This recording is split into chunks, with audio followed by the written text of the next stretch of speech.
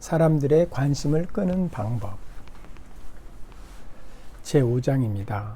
오늘 읽을 책은 데일 카네기의 인간관계론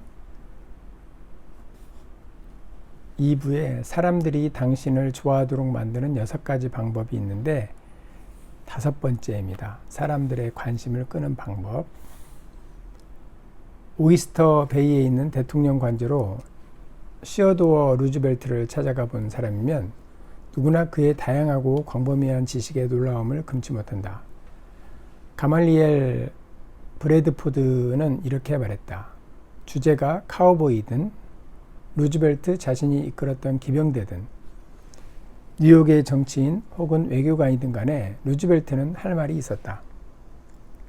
이런 일이 어떻게 가능했을까? 해답은 간단하다. 방문객이 찾아올 때마다 루즈벨트는 그 전날 자신을 찾아오는 사람이 특히 관심을 가지고 있을 만한 주제를 공부하느라 밤을 새다시피 했다. 모든 지도자들처럼 루즈벨트도 어떤 사람의 마음으로 가는 왕도는 그 사람이 가장 소중하게 생각하는 것에 대해 이야기하는 것임을 알고 있었기 때문이다. 예일대에서 문학을 가르치던 상냥한 윌리엄 라이언 펠프스는 일찍이 이 교훈을 알게 되었다. 그는 자신의 논문 인간의 본성에서 이렇게 말했다. 8살 때 후서토닉 강가 스트래퍼드에 있는 리비 린슬리 고모집에서 주말을 보낸 적이 있다.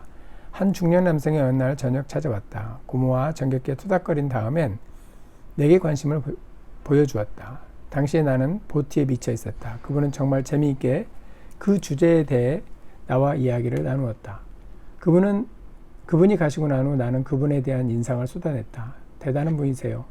정말 보트에 관심이 많은 분이시구나. 고모는 그분이 뉴욕의 변호사이며 보트에 대해선 전혀 알지 못하는 그 주제에 조그마한 흥미도 없는 분이라고 알려주셨다. 그러면 왜 그분은 내내 보트 이야기만 하셨을까요? 그분이 신사이기 때문이지. 그분은 내가 보트에 관심이 있는 걸 알아차린 거야. 그래서 내가 흥미로워하는 너를 기쁘게 하리라고 생각하는 것들에 대한 이야기한 거지. 상냥한 행동을 한 거야. 그리고 펠프스는 답답했다. 나는 고모의 말씀을 절대 잊지 않고 있다. 이 장을 쓰고 있는 내 앞에는 에드워드 L. 찰리프에게서 온 편지가 놓여 있다. 찰리프는 보이스카우트 운동에 열심인 사람이다. 하루는 정말 도움이 필요했어요. 유럽에서 대규모 보이스카우트 잼버리 행사가 임박해 있었어요. 저는 미국에서 손꼽히는 기업체 중 한 곳의 사장이 그 행사에 갈 여행 경비를 지원해 주길 바랬죠. 다행히도 제가 그분을 만나러 가기 전에 그분이 $1,000,000 수표를 발행하곤 수표가 취소되자 그 수표로 액자에 넣어 보관하고 있다는 말을 들었어요. 그래서 저는 그분 사무실에 들어가자마자 제일 먼저 그 수표를 좀 볼 수 있겠느냐고 물었죠. $1,000,000 수표라니요. 그렇게 어마어마한 수표를 발행한 사람은 본 적이 없다고 말씀드리고 아이들에게 제가 실제로 $1,000,000 수표를 본 일이 있다고 말하겠다고 했어요. 그분은 기꺼이 이 수표를 보여주셨죠. 저는 그 수표를 찬탄하며 바라보곤 어떻게 그 수표가 발행됐는지를 말해달라고 했죠. 눈치챘겠지만 찰리프 씨는 보이스카우트 유럽의 잼버리 물론 자신이 원하는 것에 대한 이야기는 꺼내지도 않았다. 그는 다른 사람의 관심사에 대해 이야기했다. 그리고 결과는 다음과 같았다. 얼마 지나지 않아 제가 인터뷰하던 분이 말씀하셨죠. 근데 절 무엇 때문에 찾아오셨죠? 그래서 저는 제 목적을 말씀드렸습니다. 정말 놀랍게도 그분은 제가 원했던 것을 그 자리에서 당장 그것도 훨씬 많이 주셨어요. 저는 그분께 아이 하나만 유럽으로 보내달라고 했는데 그분은 5명의 저까지 보내주시고 $1,000짜리 신용장을 주시고 무려 7주나 유럽에 머물 수 있게 해주셨어요. 게다가 유럽에 있는 지사들에게 소개장을 써주셔서 그분들이 우리를 돌봐주셨고 친히 파리까지 오셔서 우리를 구경시켜 주셨어요.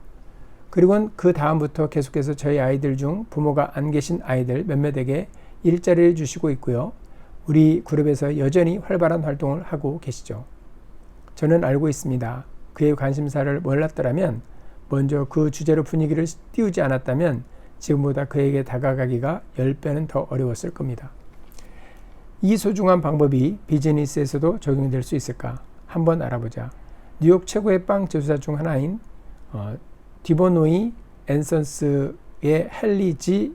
디보노이의 사례를 보기로 하자.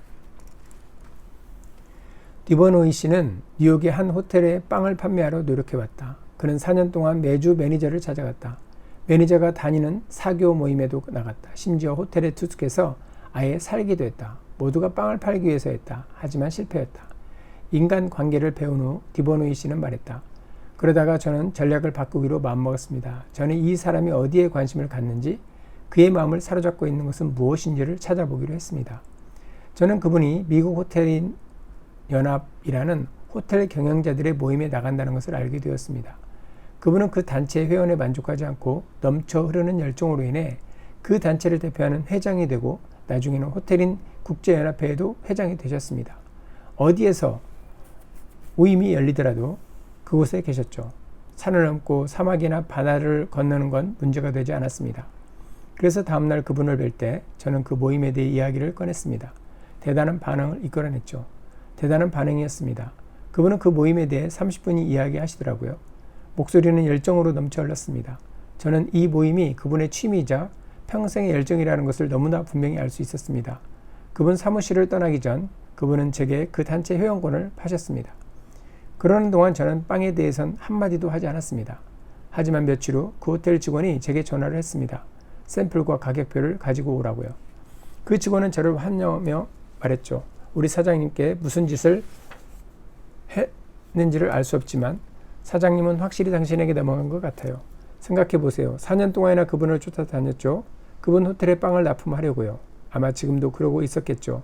그분이 어디에 관심이 있고 어떤 이야기를 좋아하는지 알아내려 애쓰지 않았다면 말입니다. 따라서 다른 사람이 당신을 좋아하게 만들고 싶다면 5번째 규칙은 다음과 같습니다. 5번째 규칙, 다른 사람의 관심사에 맞춰 이야기하라. 다른 사람의 관심사에 맞춰 이야기하라. 네, 감사합니다.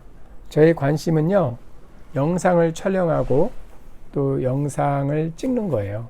사진을 찍는 건데 전문가는 아니지만 또 어떻게 하면 그것을 통해서 다른 사람에게 조금이라도 도움이 될까 이렇게 생각하는 사람입니다. 여러분의 관심사는 무엇인지 한번 알아보겠습니다.